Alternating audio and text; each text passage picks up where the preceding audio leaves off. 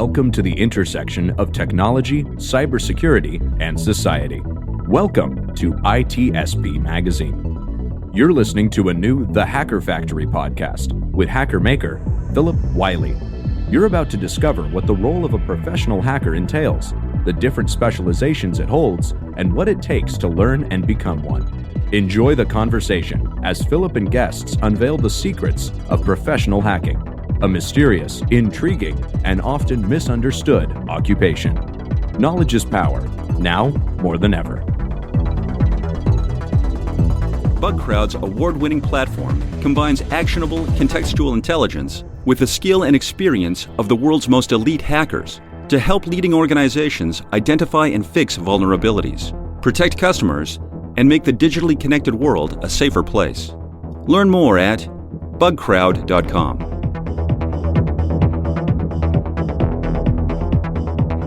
Hello and welcome to another episode of the Hacker Factory podcast. I'm your host, the hacker maker, Phillip Wylie, and each episode I have a unique guest with a story of how they got started in the cybersecurity industry. And I'm really excited about my guest today, Jay Davey.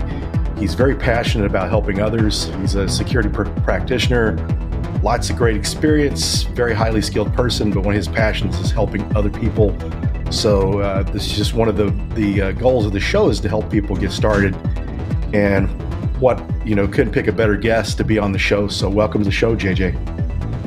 Brilliant. Thank you very much. And thank you for the very warm welcome. So I think I'll go ahead and just give a quick overview of basically myself and my journey into cybersecurity and maybe touch on a bit about the struggles that I've had getting into the industry. So I started my actual technology journey in the UK Armed Forces as a communication systems operator. That's basically using satellites, computer networks, very old school stuff, not like the Cisco stuff that you see today. It's very old school kind of army ruggedized kit. So that's where I got exposed to my first bit of technology there. I grew a passion for it within the Armed Forces. After about 6 years, I left the Armed Forces and found a service desk role at Lockheed Martin. I was there for about a year and I found out it's not really for me. So I rashly just put my notice in and left that job, which was probably a risky decision at that point because I didn't have another job to go to. So I was there calling around different recruiters going, hey, have you got anything? Hey, have you got anything? And I got this one recruiter call me and said, hey, I've got this junior SOC role, but it's for a graduate. I said, I bet I could do it. I've looked at the job description. I think I can do it. So I was pretty much begging on my knees over the phone. And he said, right, I'll put you forward and see what they say. So he put me forward. I remember sitting there on the beach. There's a cold beach as well. I was sitting there, just kept phoning him, just looking at my phone, refreshing my emails, seeing if I got anything. And then picked up the phone and he's like, they want to interview you. And I was over the moon. But at this point, I didn't even know what Security Operations Center was. I didn't even know what cybersecurity was. I didn't even know it existed at that point. Got there, had the interview, passed the interview. I think I did well. I didn't get much feedback, but I must have did well because I got the job. I was there for about a year. I left there to join Carnival Cruise Line as their tier 2 analyst, which was a really, really good industry to be in. I was really exposed to a different mode of operating for a Security Operations Center because they have cruise ships. So it was a very unique challenge to be able to provide cybersecurity for essentially what's a floating city. So that was really unique challenge. Unfortunately, COVID hit and I was then jobless because they had to downsize the company in terms of their number of employees.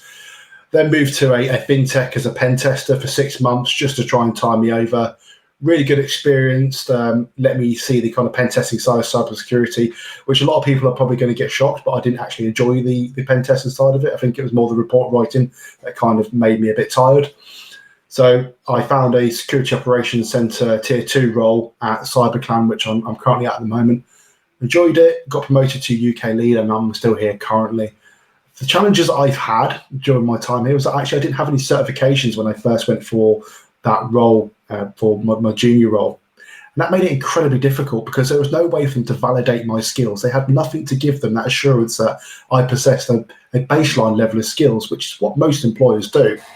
So for me, it was a case of telling them and persuading them and articulating what I knew to them. And the challenge is trying to get someone to listen. So talking to that recruiter, making sure that they can hear you properly about what you actually have and what you can bring. And one of the biggest thing that I found was passion. passion always speaks volumes for the person trying to go for that role. If you can't get across that passion, then all these certifications probably are worthless, because that passion is normally equates to a cultural fit, and that cultural fit normally outweighs certifications. But that depends on the role you're going for. One of the other challenges was trying to learn everything too quickly. There was so much to learn, and when I went into the Security Operations Center role, I realized I have so much to learn. I know absolutely nothing. So I was there learning networking, security plus, all at the same time. I was learning malware analysis, and I remember going to bed. I was pretty healthy. I was like 24 years old. I should have been fit as a fiddle, healthy, but I was going to bed at like 6 o'clock at night because I was knackered from all the studying, and I was just so tired, and it just wasn't sustainable. It's such a challenge. If I could go back to my younger self and shake him and say, "Hey, take your time. You're going to fail and make mistakes along the way. Just take your time and take it in your strides," I would do that. I would shake him and give him a little slap and say, "Take it a day at a time. Don't learn everything at once." Because I remember going onto Amazon, spending £100 on books, and it took me months to get through each book. And I thought, just buy one book at a time instead of buying the whole stack. And that was one of my biggest challenges. But ultimately, the journey has been fantastic. I met some really good people along the way that have helped me become who I am today. I have a big following on LinkedIn, but for me, it's not about that kind of vanity metric. For me, that number is the number of people I could potentially have a positive impact on. So how many people I can positively help benefit their lives, how I can build them up.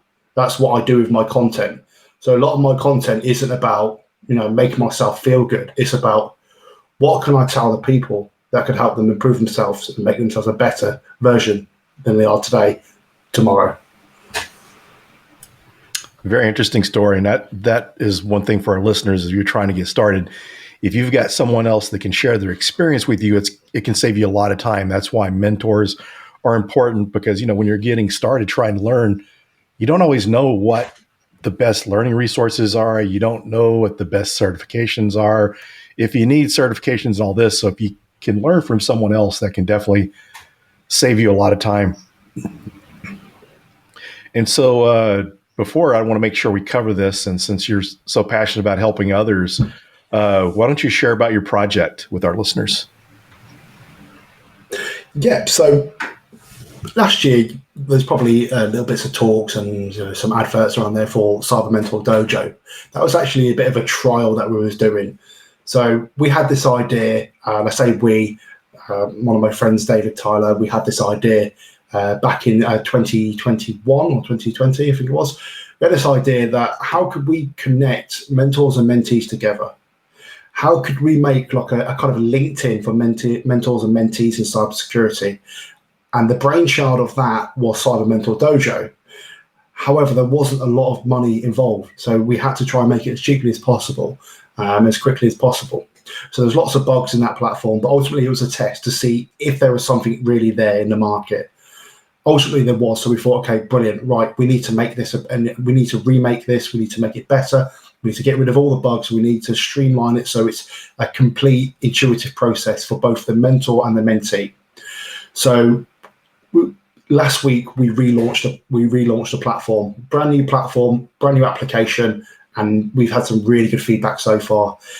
Essentially what you do is you just sign up and say, hey, I'm a mentor or I'm a mentee, and that's it. You find your mentor, you find your mentees, and you start your journey, you connect to each other.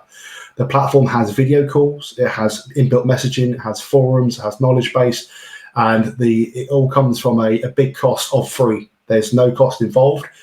So at no point during that journey are you going to be asked for your credit card. We do have some really good things in the pipeline that we are envisioning, that we're dreaming, but it's going to be very slow because at the moment we are trying to look for that kind of growth, and we're trying to look for that investment in us, because ultimately we're not getting any income at the moment from this, and we don't care, because the message is we want people to connect with each other. I had this dream that we could build this platform and we can connect people and remove titles from it and say, hey, we don't care if you're a CISO, if you're an analyst, or if you join in here, you're all human, you're helping each other. So if you've had 20 years of experience, help someone that's got no years experience.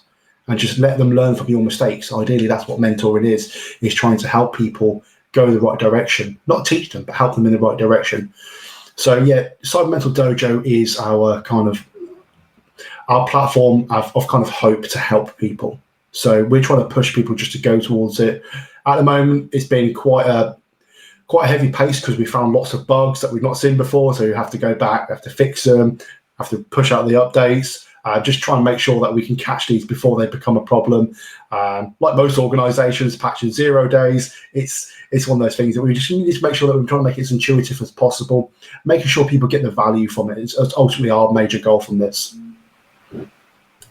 Yeah, I love the cause, and that's great that you're doing it for free, because I've seen some mentoring actually charge the mentees, and they say that it's to support the platform, but it's really good. I think if you're going to do a platform for mentoring, if it costs anything, then I would think you'd reach out to get donations from people to help do that, because when you're getting started out, you don't have that much money to pay for mentoring. As we talked about before we started recording, a lot of that money needs to be spent on your education or certifications. So having that money to pay for a mentor is really going to limit a lot of people from having mentors, and some people would be totally counted out.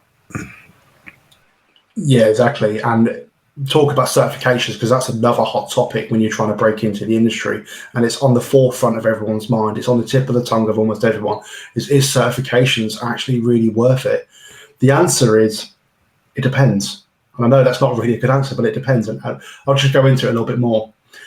Certifications are, for some companies, a legal requirement. So they have insurance that they need to hire competent professionals that are certified because their insurance requires it. Some companies don't have that, so they can have that luxury of hiring talent that don't have certifications. So for some companies, they do require their cybersecurity professionals that are managing their risk to be certified to an expected standard based on their insurance for legality purposes. Other companies use it as a kind of a baseline to say, hey, they must know networking because they've achieved Network Plus, so they must have an element of networking knowledge. It's a baseline for them. It's not the be-all and end-all, but it's a baseline for them. Because a lot of companies get thousands and thousands of people apply for their roles. They have no way to go ahead and go into all their LinkedIns and go to their blogs and all their YouTube channels to see what they've done. They need a very quick-fire method of saying what their potential level is, and that is, unfortunately, certifications. On the other hand, if you use LinkedIn correctly and you network within the industry correctly, you could probably bypass that whole requirements for certification by getting into good conversations with hiring managers, with recruiters, just to see how passionate you really are, putting out articles, blogs, videos, whatever you need to do to create content to brand yourself as a professional is ultimately going to give you a better statistical chance of getting that yes that you really need. I've seen people that have just done Try Hack Me, and they put their Try Hack Me certifications, or they've done Hack the Box, or whatever it may be, and they're talking about it, they're putting their experiences on there, and they're finding roles without certifications, and then they get certifications. But unfortunately, they are going to be around here to stay for a while, and that's purely the nature of the beast. And insurance companies are driving that requirement for these certifications, and big certifying bodies are getting involved. There's a legal legislation just come out in the United Kingdom. Well, it's not really just come out. It's going to come out. It's in a kind of request for comment stage at the moment. But it requires certain businesses in the public sector to hire cybersecurity professionals that have a certain level of standard, and that's gauged by certifications. So that's going to make the requirement stay around for a long period of time. So when we go back to the learner, they do have a limited amount of money. We all do, but the learner less so.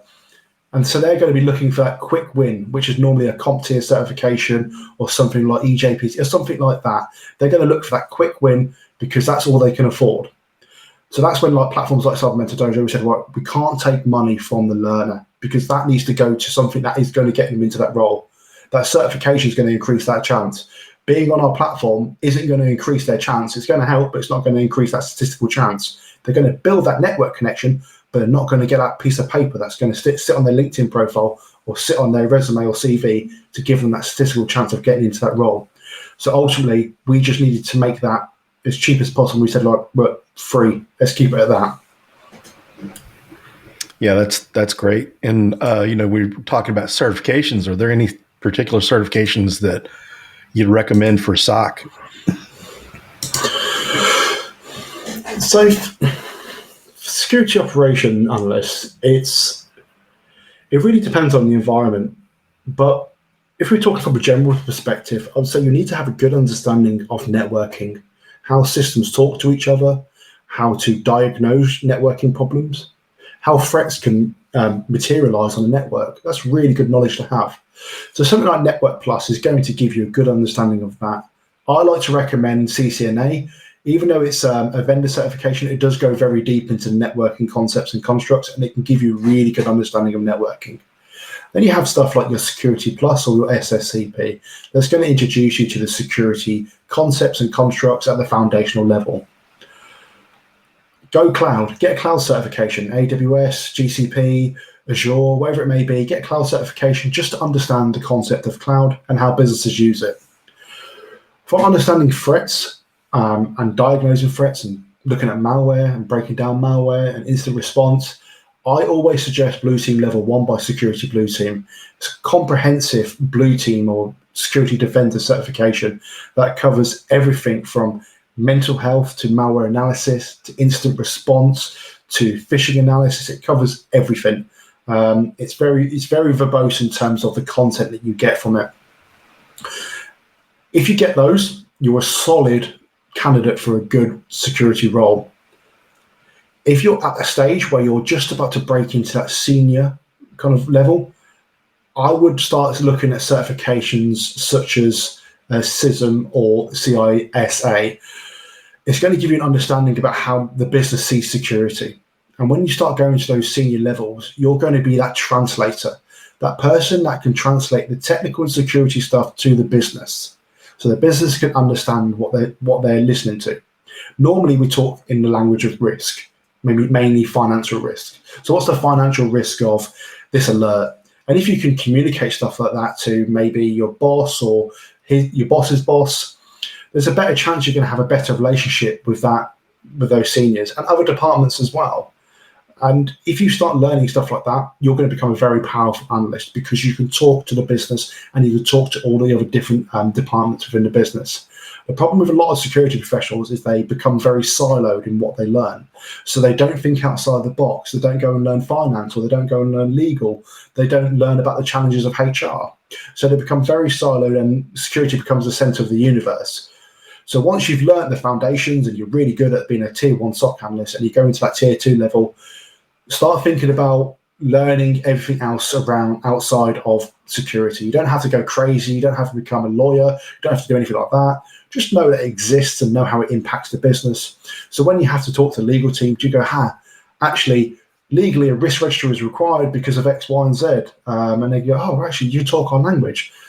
You build relationships, you make it easier. So when stuff happens, so let's say a P1 happens, it's ransomware, it's going crazy, you can go ahead and you can go talk to them. You go, hey, look, me and you, we're friends, right? There's malware on your machine. Is it all right if I can just have a quick look at it? So you build that relationship up. So look at certifications that teach you the business and all the different facets so you can translate it to the business. The last thing you want to do is go, hey, do you know what? One day I want to be a manager. And you go onto a call and all you can do is talk in ones and zeros, IP addresses, IOCs, and everyone in the call is just going, what are you talking about? I can't understand you. So learning stuff like that is really important as well. One of the things that I like to look at as well is learning about the different regulatory compliance standards that are out there. So different regulatory standards that are out there. So what may impact your business that you're looking at. So when you look at an alert, you can gauge the impact properly. So let's just say there's a machine that's been breached that's in European Union or in Europe. It's subject to GDPR. So if it's got PII on, you're like, all right, okay, I know GDPR exists and I know that it does PII. That increases the impact of this alert. If you're not aware of those things, then it can really harm your ability to gauge the impact of something. So learning stuff like PCI DSS, GDPR, and all the different standards that may implicate some sort of impact to the organization, be aware of them. So go ahead and learn that. So not so much of a certification as much, but something that is probably important to be aware of. Yeah, I like that. That's some good information. And as you mentioned, some of the business stuff, one of One of my former coworkers at a company where I was a red team lead, he had like a business degree, but it was just so amazing how valuable he was to the security organization, because the CISO always came to him for slides to take to the board and take to some of the other executives in the other areas and some of the business people. It's crazy. It's like all business leaders want to know, and I had this conversation before with somebody on a Discord channel, and it was a really good conversation because he said to me, my manager's just not listening to me. How can I make him listen? I said, well, first of all, what are you telling him? What's the question he's asking you, and what are you telling him? He said, oh, he wants to know how bad it is. I said, well, what are you telling him? I said, are you going on and on and on about problems, or are you giving him metrics and giving him short, sweet answers?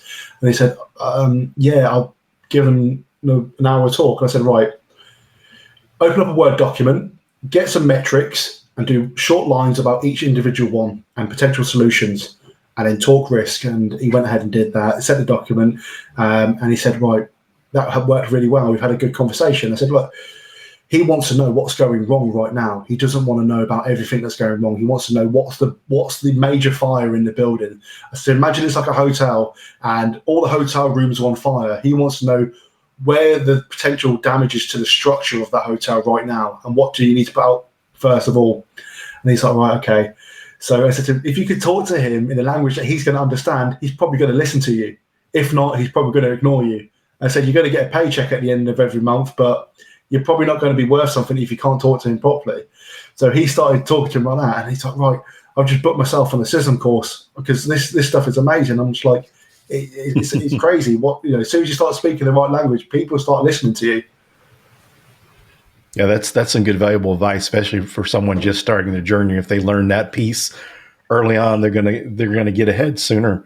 So something I just kind of recently, experienced a couple years ago when I was interviewing for jobs is understanding the latest breaches and the things going on in the news from the cyber perspective. Do you feel like that's important? Do you think that's something that could be helpful when you're interviewing, that you understand the latest threats and breaches and so forth? I think it's crucial because it shows them that, one, you're passionate, two, you're current.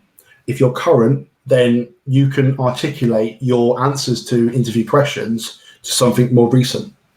So if you're talking about like Log4j and you're talking about different attacks like that, your answers are going to be more current. The worst thing you could do to go into an interview is give them an example of a ransomware attack and go, oh, back in 2017, there was a ransomware attack on the NHS, which was stopped by Marcus Hutchins. They're like, that was in 2017.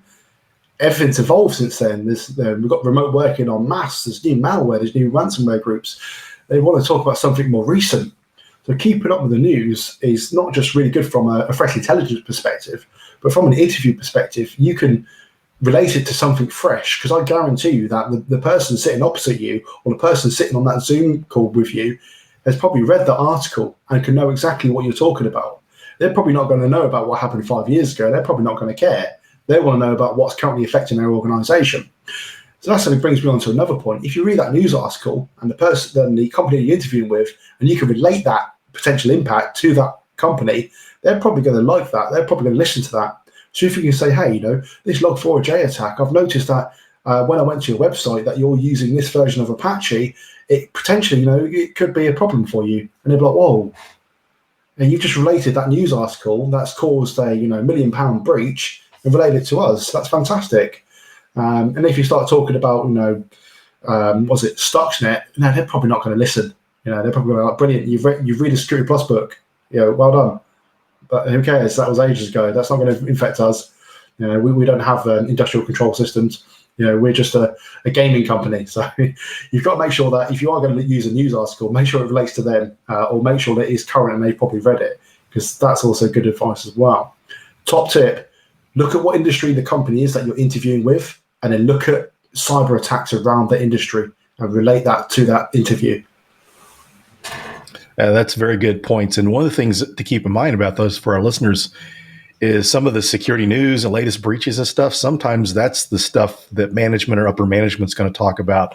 They may not be in the, deep into the technical side of things, but those are the things that they're seeing, understanding. That's the way you speak. I remember Yeah, and that's really good that you mentioned that, because I remember when I was working in the SOC, and the British Airways got fined like something ridiculous, like 198 million or something like that, and they found out what happened, and they released a report about what happened. And I remember we got a report straight from the vice president going, "Does this affect us?" Literally an email straight into our mailbox going, "Does this affect us?" And then we were like, right, we need to scramble to find out. We need to quickly check all our payment card systems, make sure everything's okay. And then we had to quickly go back to them and say, no, it doesn't affect us. And all we got was a message going, "Thanks, sent from my phone." But they didn't read it.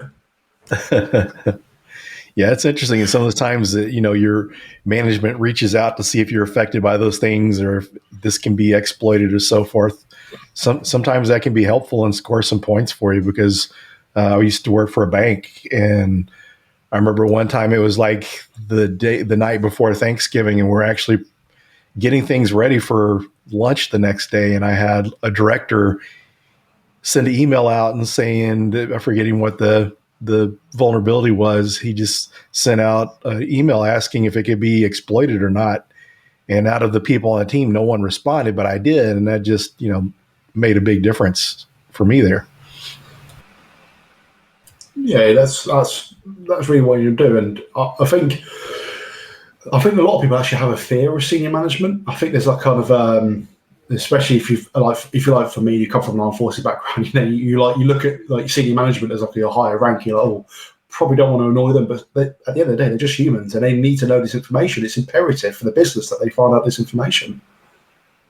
Yeah, and it seems like once you've got those relationships with people management, it's going to help your career. You're going to go further. There's less anxiety dealing with them than if you just try to avoid it because you're scared. Yeah, and you'll probably find out they're nice people.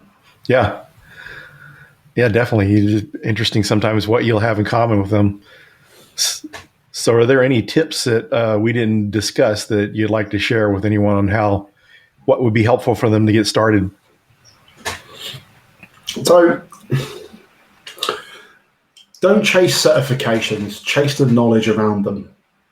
Certifications should be the byproduct of what you learn. So if you're there and you're studying and you're learning topics, you should naturally be able to pass the exams that are related to that topic, because you're studying for the knowledge as opposed to just ticking the right boxes. You should be able to look at a question like, right, I've studied that very well and I know that, and that's the answer. Instead of going, actually, I remember that. You don't want to get to the point where you remember the answer. You want to know the answer. There's a big difference. Remembering and knowing is a big difference. So make sure that when you study for the knowledge. You study to understand the concepts and constructs. So you're not here to just pass a pub quiz and get a certification to say that you've done it, but because you actually understand the content. Because what you've got to remember is when you go to your professional career and you're in that role and you're in that seat, somebody asks you a question in relation to your job, you need to be able to answer that. And I can tell you what, no one has ever asked me a Network Plus question when I've been sitting there and doing my job. They've already asked me a scenario that relates to the company, that has an element of networking in, has an element of security in, and I've had to sum up all of my knowledge from these different areas to articulate into an answer to them.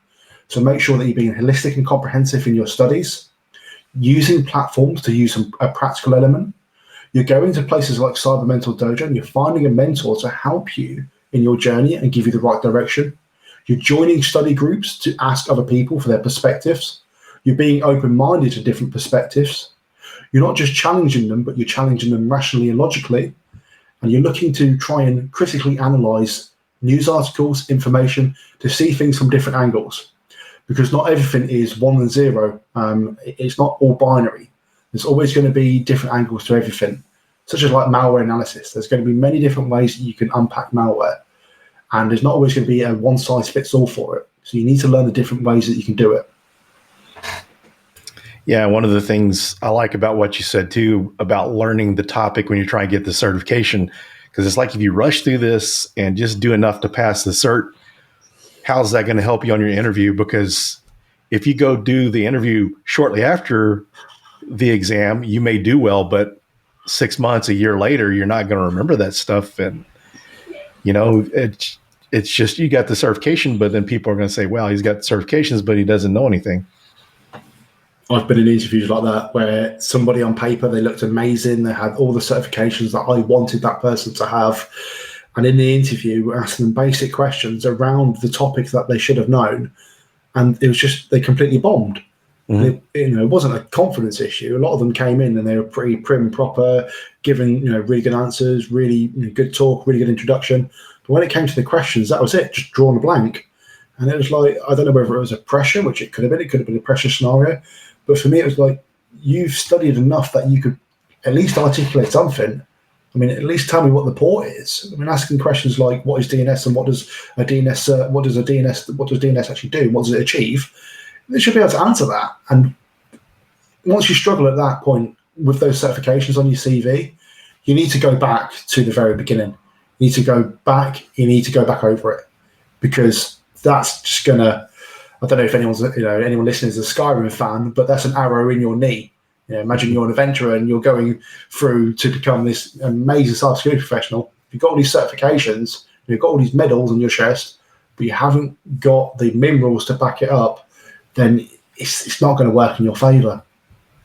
Yeah, then not to mention once you get on the job and you've spent all this time to certify it, but you didn't learn it, and then now you got to go back and learn it over again or do a lot more research to get the answers.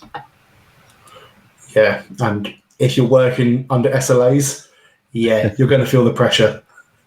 Yeah, and I can imagine being a security operations center analyst too, because that's usually because something funny is going on. It's not, we're putting in a firewall and we've got time, we're not being pressured. So I can just imagine there's a lot of pressure in that role to figure out what's going on or investigate what happened. And yeah, that's all there's SLAs, everything in security operations centers. And that's where a lot of burnout comes from, is the high pressure situations because of those SLAs, and they're here to stay. They're not going to go. So it is a high pressure environment, and you have to be able to work quickly, not just quickly, but accurately as well. Yeah. One of the things that just crossed my mind too to discuss is, a lot of other areas if someone is going to be a pen tester, then they know there's specializations or other types of pen testing they can do. But, not everyone's as familiar with the security operations analyst, and that's one of the areas that's a good way to get into security. So what would be places that you could move to from security operations? What would that prepare you for if you're wanting to move on from that type of role? So commonly people use security operations to go into pen testing, but there's very little translation. From defensive to offensive, there's very little translation there. I mean, yes, you have knowledge of different networks and different systems that they may use, but there's the approach to security or approach to cybersecurity as a concept is different. But from a security operations perspective, you can go into threat intelligence, you could go into CERT or IR, you can go into digital forensics, you could go into malware analysis. As a SOC analyst, you should have all of these skills at quite a low level already. But if you want to specialize, there are different avenues you can take. A lot of people become senior threat hunters. Now you're probably thinking, well, a SOC analyst must be a threat hunter anyway. There's a slight difference between the two. A SOC analyst, you're going to be looking at these SIM tools, you're going to be looking for these alerts, you're going to be looking for probably ill behavior on that network. Whereas a threat hunter, you're spending your time looking at threat intelligence, trying to translate that into what you're trying to look for in the network, trying to look for that threat behavior before it becomes a problem. So you are essentially that SIM tool there at that point in time. You are the one that goes ahead and does all those correlations to try and find this activity. The biggest route that people take is IR, and that's a big field in itself. IR is a massive field in itself. The ability to respond to a critical attack that's caused massive impacts to a business and being able to restore those systems in a holistic but safe manner is a massive field in itself. And that's something that comes with about 3 to 4 years SOC experience. You're probably going to be looking at IR roles then if that's where you want to go. Or you can just go down the management route, which I'm doing at the moment. You've got your SOC lead, and you go to your SOC manager, your head of security operations. There's not really scope to become a CISO there. A CISO, from a head of security operations to a CISO, it's a very different route. You've got to learn all your GRC, you've got to learn how to talk to the business. So that's a different route altogether. A lot of people go, oh, I'm a SOC analyst now. I want to be a CISO in 10 years. I'm like, whoa, okay. You've got to learn your stuff first. So I had this discussion with someone saying, okay, I'm a SOC analyst, but I want to be a CISO. I said, right, first, let's just get your climbing boots on and let's get you start going up the mountain first before you get there, because there's a lot to learn. Even if you want to go pen tester, CISO, there's a lot to learn. Yes, I agree. There's many different. Yes, it's. I was speaking to this security leader, and I said to, because he said, oh, you'd be good as a CISO, and I said, no, I wouldn't, trust me. And he's like, why? Talk to me. And I went, because honestly, I've looked at a job role of a CISO, and I have no idea. That's why I'm doing stuff like CISM. I'm looking at risk management. I'm taking university courses at the moment to look at information security, and my mind is just like, I don't know any of this. I never would have been a CISO. I would have been there being like policy and just drawing stuff in paint saying, don't click stuff, and just giving it to people. Like, that's your security policy. Don't click stuff. Don't open stuff. It's just crazy different world, that. So one of the things I was curious about, since you did, a bit of time as a pen tester, did that help you in your security operations role? Massively, 100%. When I mentioned before that translation doesn't exist from defense to offense, it still doesn't exist from offense to defense. But the knowledge of how those threats may materialize is so important. So, for example, let me just put it into a context that a learner could understand, is when you're going through Try Hack Me and you're doing these exploits, think to yourself, where could I see this exploit on a log? What log would I need to ingest into my SIM tool? Would I need to detect the potential materialization of this exploit? That's really powerful. If you can start seeing stuff like credential dumping, you know where to look, or account creation for persistence, and you know where to look, that's extremely powerful as a defensive analyst, because you know where to look for malicious activity. Instead of just looking for all these log files, you can build really accurate queries that are going to give you the information you need to know. So when you're doing stuff like Hack the Box or Try Hack Me, try looking at it from a defensive perspective while you're doing it. So, okay, I've just done this exploit and I've got root. Where would I need to look to prove to somebody that that's happened? Let's just say that somebody's walked in the room and went, hey, my account's been compromised, prove it. And you can go, right, this is a log file because I've done this exploit and I know where you need to look because I've tested it in my home lab by ingesting the logs of my vulnerable machine to a SIM tool. I've done the exploit on the vulnerable machine and I've seen it on my SIM tool. This is where you need to look. That is a very, very powerful bit of knowledge. And having that is going to make not just investigations easier, but your life easier as a defensive analyst. While the concept of red and blue are very, very different in terms of how they apply to achieve the goal of security, there is knowledge translation from red to blue, blue to red. So it's important to have that touch of both. So if you are going to be doing blue, learn red. If you're going to be doing red, learn blue. Because if you're a pen tester, you want to know about what security controls they're using and what you need to bypass and what you need to hide from. And as a defensive analyst, you want to be looking at, well, where are they going to be using? What tools are they going to use? Where do I need to look? What tools create a lot of volumes? Because I'll tell you what, if you are a defensive security analyst and you can't detect somebody doing an nmap on your network, I mean, you've got problems. You've got some serious problems, because a lot of pen testers, they just slap T4 and everything. They want to get it done quickly. So you're going to see them. Not that you should be stopping pen testers if they're doing pen test, because it's not a very team engagement. So let the pen tester test. If you're a defensive analyst and you see a pen tester testing, don't network contain them, because you're going to get people breathing down your neck. Yeah, I think it's a good opportunity, though, to see what that malicious traffic looks like, or that the nmap scans, the Nessus scans, and that sort of stuff to keep in mind in the future when you know there shouldn't be a pen test going on. Yeah, definitely. Well, I appreciate you joining. This has been a great conversation. It was good to meet you virtually. I like what all that you're doing in the community, and keep up the awesome work. Thanks for being my guest. Brilliant. Thank you for having me on. It's been a great pleasure. Thanks everyone for joining, and we'll see you on the next episode.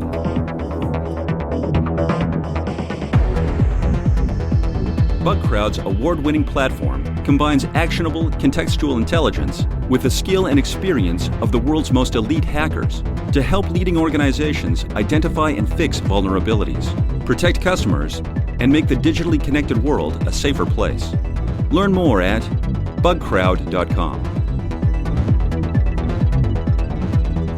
We hope you enjoyed this episode of the Hacker Factory podcast with Phillip Wylie.